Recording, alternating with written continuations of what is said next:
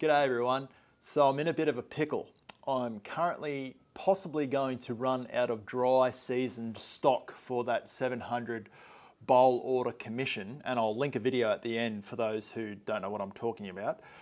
So I've gone away and cut a heap of blanks of camphor laurel to rough out these little bowls. And I thought I would bring you along the process on how I go about doing that. Just a quick little roughed out bowl. And you might have little stock around your place that you sort of don't know what to use it for. So these are great little bowls. They're quite neat, and people can store things. My wife has them everywhere in the house, and she puts earrings in them, rings, and all types of things that you know where it is at all times. So neat little gift for someone out there if you're thinking.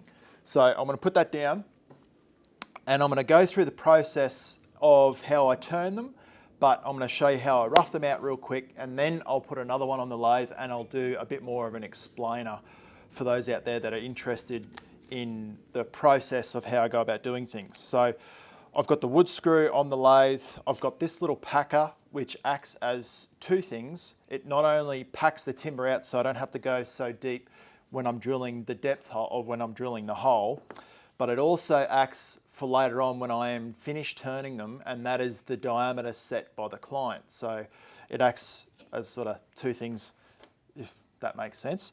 So I'm just got a 7mm drill bit here.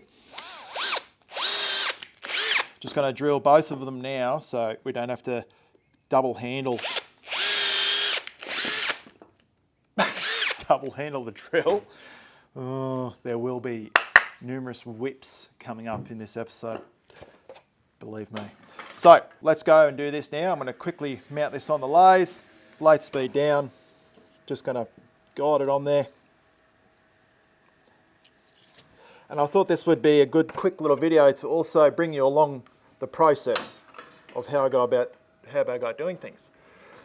So we're ready to go. Let's get stuck into it. I've got a 19mm bowl gouge here, and I'll just quickly rip this one down into shape, and then I'll put the next one on the lathe and show you my reasoning.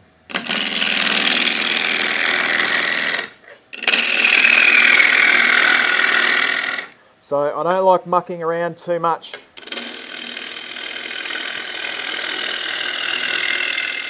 When I've got blanks, especially wet timber on the lathe, I just get it on and get it off. I don't want to fall in that bad habit of keep putting tools on the tool rest as well.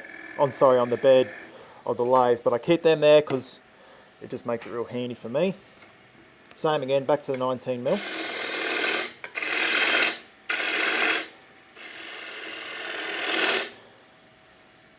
Nearly did it again. Skew 1 inch.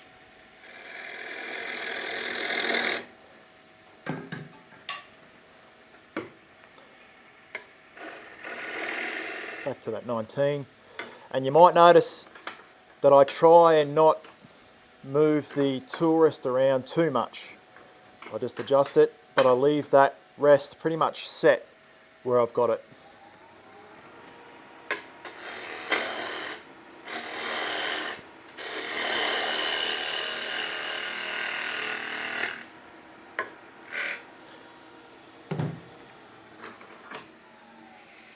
Now that's done, we'll get this guy off the lathe, unlock, spin it reverse, turn it off.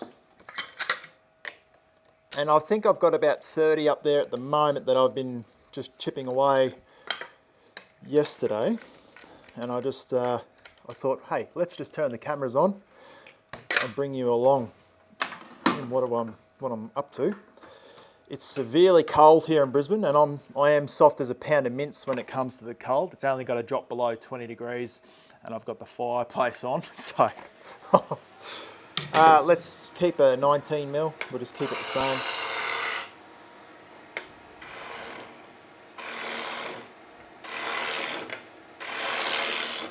Another reason why I don't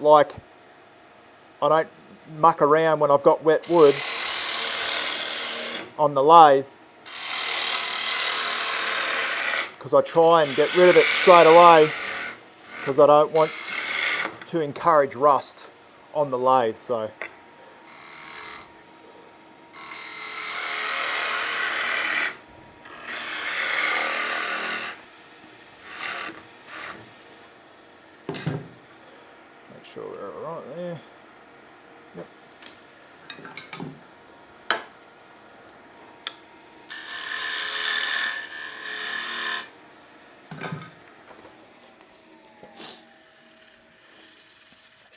Okay, so that's a neat little, quick little rough out there. Put that on the bench and let that dry for about 3 weeks up to a month. Just let it air dry, even a couple of weeks, even 2 weeks here in summer in southeast Queensland, it'll dry out in time. I keep everything oversized, so I keep everything around that 10mm thickness all the way through, and then the base, the foot, which I keep on the finished bowls, I also keep a bit wider, because that allows me to finish them off and second turn them so they're perfectly circular, they're not warped, and also reshape that foot for the chuck and then turn the inside. I'm now going to do the explainer, but before I do that, I know I'm going to forget to say it, but you might have seen me grab these vernier calipers. I use that there because that measurement is the same as the shark jaws. So when I go to second turn these, I have this on the lathe, and then I mount them on the lathe like that, and slightly expand the shark jaws onto the inside, and that little step on the inside as well that I did with the skew allows it a nice sort of foot, a nice little recess for it to sit into, a little shoulder, so I can then turn the back, form the tenon, and then turn them around. Or well, put a finish on it and then turn them around and remount them on the lathe. So I just wanted to say that now because I know I will forget when I turn this second one. So I'm going to mount this second one on the lathe now, just getting the wood screw back with the packer, and of course I dropped it because I've got 2 left hands. Make sure it's nice and tight and running through that little wood screw. What's going on there? What did I do there? Oh, the packer's in the way. Sorry. Let's just do this. There we go. There we go. Got my drill out of the way. So that little drill bit, I've also, now this is the explainer part, I've got that taped, so I know that distance there of the wood screw, or the woodworm screw, whatever you guys call it, is the same. It's got that exact same distance. So I don't go too deep into the bowls because I want to avoid that bottoming out when I go to hollow them out. Lathe speed down. And now I just hold it, present the hole to the wood screw, and then let it go. Let it go on at about 10-15 mil, and then let go. Don't hold onto it, and then wind it on, make sure it's nice and tight. Have the banjo and the tool rest, I always try and keep them at about 90s. I don't ever have the banjo back like this. I keep them fairly where the strength will be in the middle. So I never try and work right on that outer edge and right on that outer edge as well. I keep the center of my banjo to where I'm turning. Hope that makes sense. Makes sense in my mind. And what I do, and a lot of people see me turning, I turn left-handed, then I swap, then I turn right-handed. I highly suggest to everyone out there, try and turn both ways. My main reason why I turn like this, and I first saw Glenn Lucas doing this, he pushes his shavings away and he can shoot them away, and that's what I always talk about. I shoot them over in that direction so I don't have any shavings flying up all over my face. My wife does like the way I do that as well, because I don't end up with shavings and everything and dust all in my clothes. I do a push cut like that, and you do get a little bit of shavings coming up and around, but not when I'm roughing out. When I'm roughing out, I hold the gouge down low. My hand is over the gouge, gripping the gouge with my thumb at the back of the flute like that. And then I push the shavings away. My left hand holds it down by my hip and I push into the timber. I never fight the timber as well. So I'll show you how I do that. I'll show you why I do it in a sec. So bring that up to speed. I'm not getting any vibration. And I'm just going to push it along. I'm just going to push it along. I am not fighting that timber at all. Watch. I'm not fighting it. Making sure I don't have too much overhang. I bring that in now. And now I'll show you why I don't like starting back here. So watch this. I don't like doing that. So you've got to try and get your head out of the way, and then push it out of your way. But I'm getting bark and everything hitting my shield, so I don't like doing that. Left hand down low, right hand around it, thumb behind the flute, and you can use your index finger to ride along the back of your tool rest.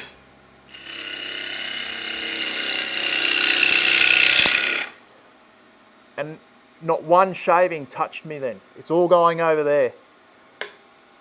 Now that's trued up, bring that around, and you might see I switched hands. My left hand now grabs the back of the flute. My weight is over my right foot. My right hand is down low, and then I just press in. If the bloke on the chainsaw did a good job, and it's nice and flat on the bandsaw, you can then come across and then just pull back like that. And then it's flat. I don't ever leave the lathe running and walk away. So I'm still here, I just reach over, put my tool down. You can turn the lathe off, but every time you stop to do something, that's time. As long as it's safe within your workshop, but I'm not going to tell you how to do all that. Get my dividers, left side is sharp, right side blunt. I normally keep it where I've got the little locking pin, whatever you call it, grub screw. Left side shadows, left side touches, right side shadows the left. That's marked up, not leaving. Back to the 19, drop the tool rest, right hand down low, left hand up top, and swing my right hip up to the line. Pull that back, not leaving the rest again. Back to the skew, raise it up, come around to the back, tool running down my forearm, driving in towards the headstock, following that line down in towards the headstock. That's sharpened to 77 degrees. Radius edge skew by Glenn Lucas, Hamlet Tools.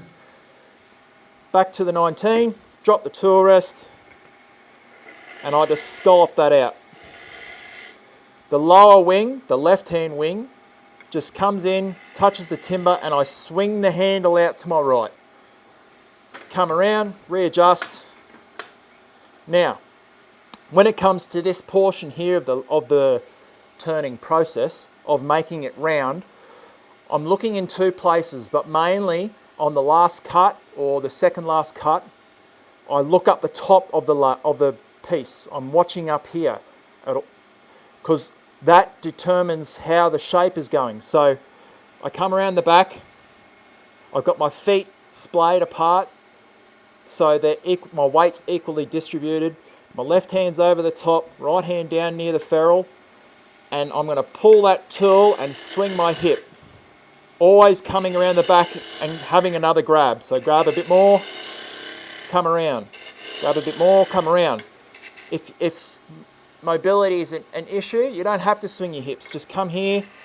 The only issue is you'll have the tool away from your body, so it lessens its stability. So you've got a little less control with it when it's further away, obviously. So you want to try and keep that tool always nice and close, but you can just pull that tool around with your hand. So I'm pulling around.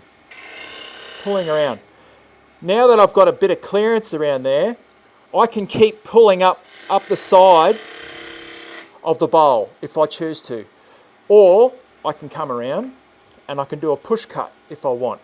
So my right hand is out to the side, the bowl gouge comes in, I ride the heel, see I'm not cutting there, I'm not cutting at all, I ride that heel, bring the bevel on, and then I push.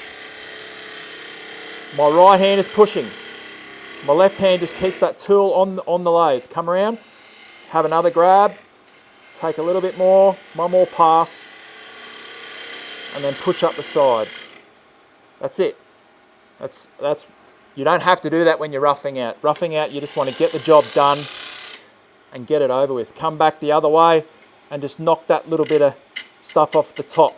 Just kiss that top and then you're done.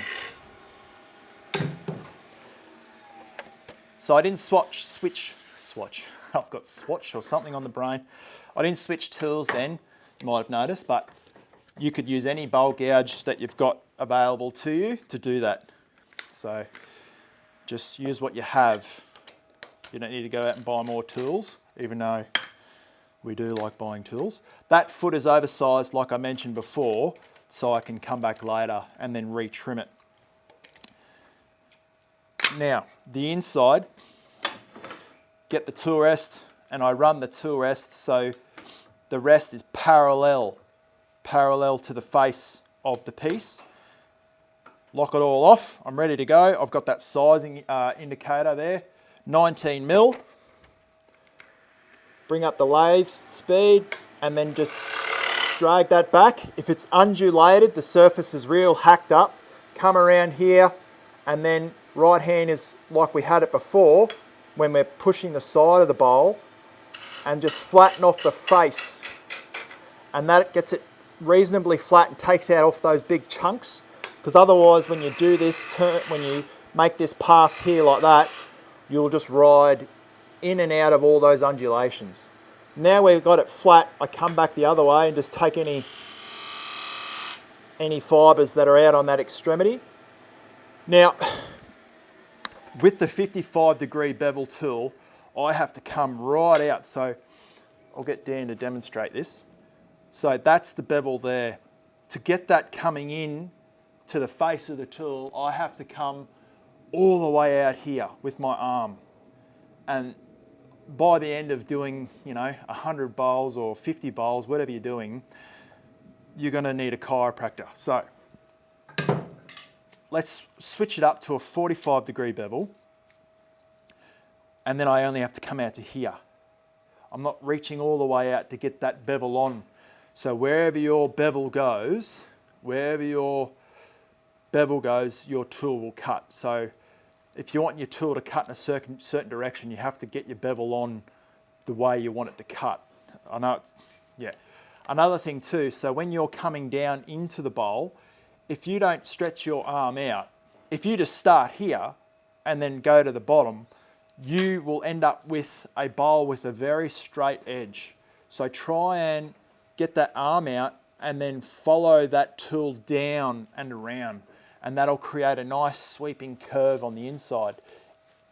If that's an issue, and you can just come out to here, which is where my 45 is now, or you've got a steeper grind or a 55 degree, you switch tools to the bottom bowl gouge. If you don't have a bottom bowl gouge, use a round nose scraper, like a big round nose scraper like this.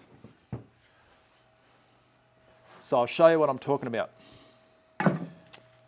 So you work the inside of your bowl. So my arm's out here, and I'm just going to work that down. As I'm coming in, I rotate my right arm. I go in and rotate my right hand. So I'm curling it over like so. Just rolling it over so the flute is fully closed, facing in, and then I come around and roll that tool open. Faces in, come in, roll that tool open. Don't push all the way to the end to knock that nub off, because otherwise you'll snap the wood on the inside. Now this is where I was saying before, if you can get up to this point, right, but you can't really get out there to get there, like I just did, if that's an issue, just get a nice chunky round nose scraper. This is 1.5 inches, and that is sharpened to 80 degrees. Come in there, tool under my arm, and then just scrape that bottom. There's no issue at all with scraping the bottom of the bowl, if that's what you want to do. Just make life easier for yourself. Now, what I was saying before, I just make sure I don't touch it. I just eyeball it up. So I need to go a little bit more. And I'm going to, let's use a smaller gouge. So this is a little 12mm gouge. I'm just going to make a little shoulder with that. If you don't have a skew, I'm just going to make a little shoulder in there like so. So then I can come back later and remount that with my shark jaws. And that there is a little roughed out bowl ready to be put on the shelf to let air dry in a protected environment. They're not in direct sunlight. They're in my workshop here with, you know, it's in the middle of winter here in Australia, so we don't really get a winter, but, you know.